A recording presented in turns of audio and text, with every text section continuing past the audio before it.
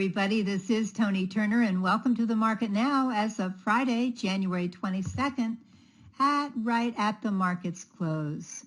Well, Wall Street's main indexes slipped today, dragged down by losses in blue chips Intel and IBM following their quarterly results, with concerns about a sharp rise in coronavirus cases also denting sentiment. However, boosts from Microsoft, Apple, and Facebook helped offset some of those losses, keeping the main U.S. stock indexes from falling too dramatically. And on that note, let's move on to three charts that could give us some insight into the week to come. First of all, as we always do, we're going to look at a daily chart of the S&P 500 SPDR, symbol SPY. As you all know, this is the tracking stock or the exchange-traded fund that closely follows our S&P 500 index. Now on Wednesday, January 20th, right back here, the SPY made yet another new all-time closing high at $383.89. Now today, Friday, it gapped down just a little bit at the open, and so far is down on the day, closing right now at $382.72. And we're doing that on medium volume, but not really extremely high volume. Price resistance now for the SPY to move into new territory would be right at 387. We do see that we have potential support here on the red line, the simple 20-day moving average. That's coming in at $376 at the moment. Of course, we also have potential support down here at the 50-day moving average, which is coming in at $368.68. And of course, that would be about $36.86 on the S&P 500 itself. Now, as we move on down from there, we do have the October highs here. We can draw a support line, if I can do it, straight across. That would come in at about 354. So we've got all kinds of potential price support here should the SPY need to move down or feel like it needs to, certainly, because it's bumping its head on the 14-day RSI here, right up at the overbought line, but not yet over it. So now we have more potential support down here at the September lows down here at 323 and October lows down here at 326. And I drew an extended trend line here that comes in, interestingly enough, right where the 200-day moving average comes in at $331.87. So whenever you get two indicators coming in at the same price, many times it can mean that there's extra strength there in the case of support, or were priced to be under it. It might even pose some additional resistance. So good news is we're on top of all this. And again, if the SPY needs to move south and get some of the air out of it here, there's plenty of potential support lines. Now, please know that the coming week is going to be the biggest week of earnings season, with the most companies announcing, and certainly some of the big dudes, Microsoft, Facebook, Tesla, they're going to be announcing earnings. So we never know how the market will take them. So it could get to be a bit bumpy out this week. Please keep an eye on potential support. I'm going to say the 50-day moving average support line is important, and trade wisely. And please, please, please keep track of your protective stops. The next chart we always look at is a daily chart of the Invesco QQQ, symbol QQQ. This ETF represents the Nasdaq 100, a very major index in our market.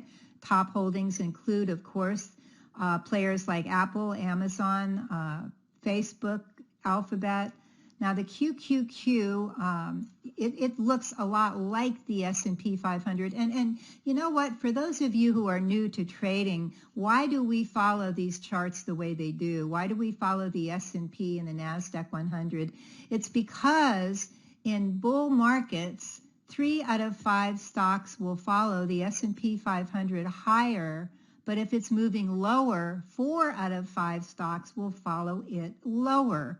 So we kind of use these as sort of crystal balls, especially the S&P 500, because it's got 500 stocks in it, not simply 100 like the QQQ. And we watch these because we need kind of a guide of, hey, if the whole market's moving down, will your stock continue higher? Maybe, maybe not. So you want to be sure you have your protective stops in. Same thing with the QQQ. So that's why we watch these indexes.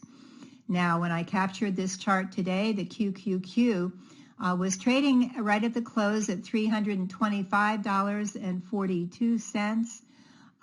It made an all-time brand new high yesterday, Thursday, at $326.36. So price resistance here on the Qs is now moved up to 327. That's resistance to keep it from going higher. We'll have to see how strong that is in the coming week.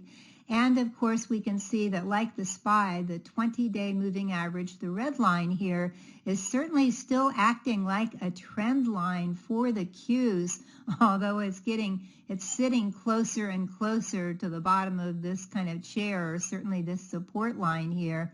And the 20-day is coming in here at $314.76. Now, it has bounced up in the last 3 days, as you notice. The trick is, will the Qs be able to move higher during this big earnings season week, or is it going to have to take a breath? And it certainly could go both ways. It could break out, come down, or it could, either any of those, down and go up. But it could be more of a bumpy ride. Of course, there's another support zone here where the 50-day is coming in at about $306, we're going to call it. Then we have these two highs created here in September and October, and notice that what was resistance became support for the Qs here, and that all came in at about 300. So if we look at this trend line down here, we see it comes in at about 285, and then we have the 200-day moving average coming in at 268. So all in all here, we have a lot of potential support for the Qs should it need to take a rest here. Many stocks, many stocks are overbought right now. And remember that the economies of industrialized nations move in cycles. They do not usually move straight up or straight down, although we've certainly had quite a bit of upside in the last few years. So be careful here, especially going into earnings week next week. And with that, let's look at our third chart. We looked at this a few weeks ago. This is the Global X Silver Miners ETF. Symbol is SIL. It has 42 holdings. Top holdings are Wheaton, Polymetal, Pan American Silver, Hecla, and Korea Zinc. When I captured this chart today at the close, the SIL was trading right here. Can you see it right here?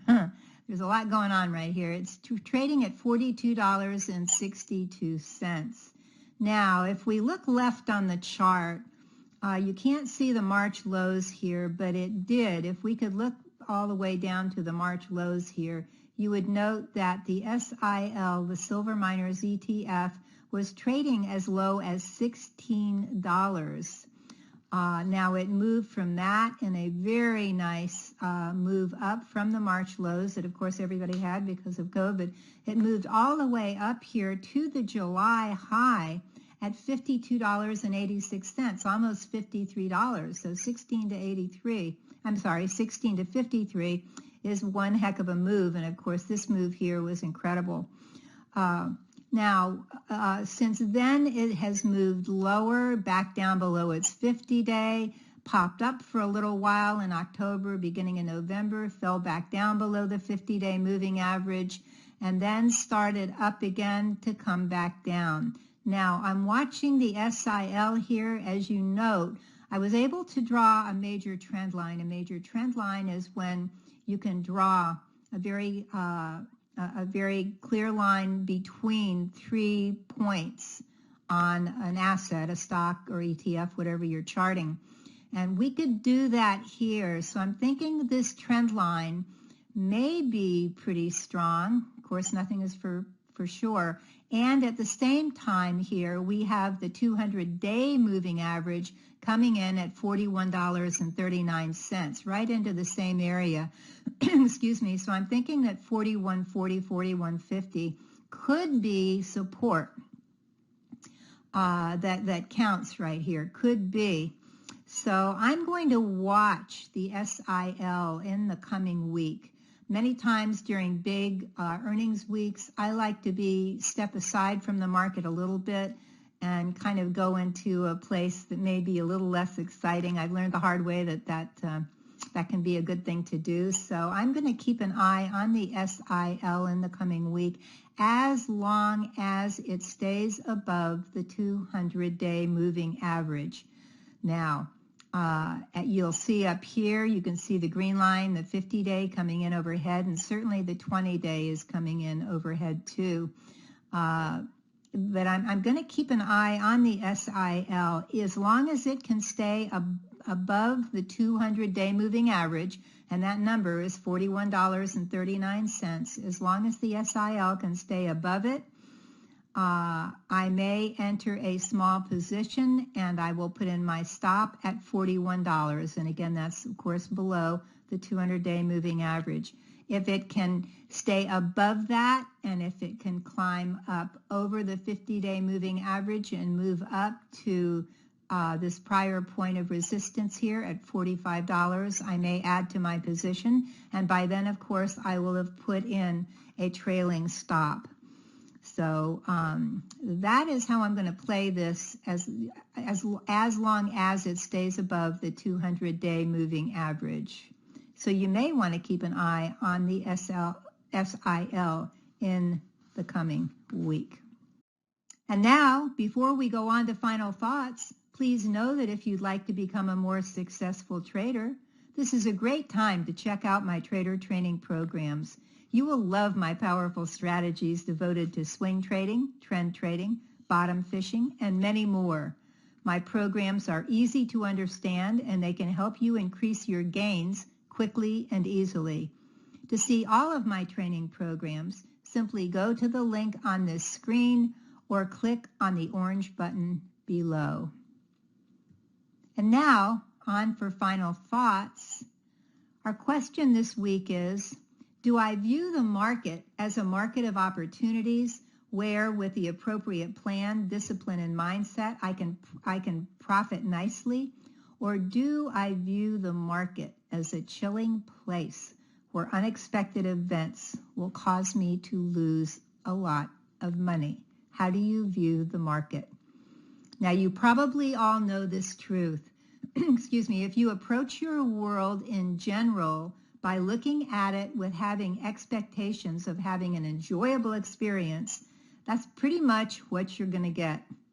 However, if you see your world as an environment of really tough situations that you can never overcome, you'll probably be right then as well.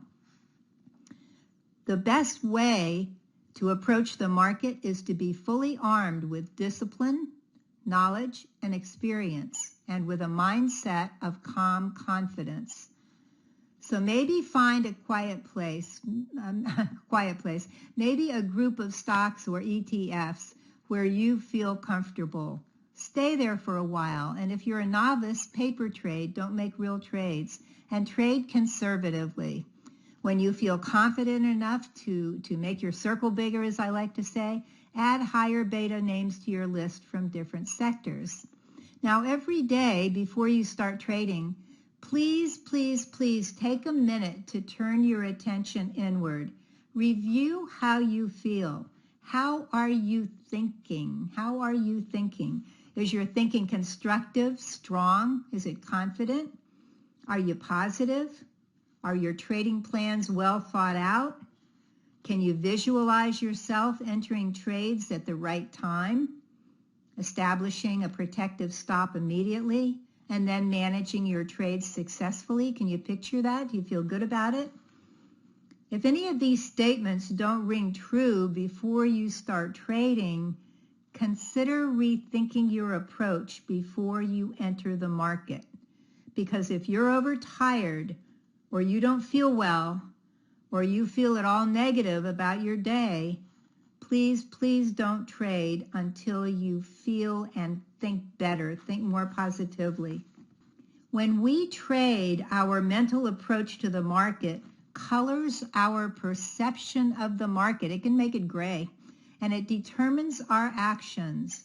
So make sure that you feel calm, disciplined, and confident in your trading plan, and that you view the market as a land of opportunities, a land of opportunities.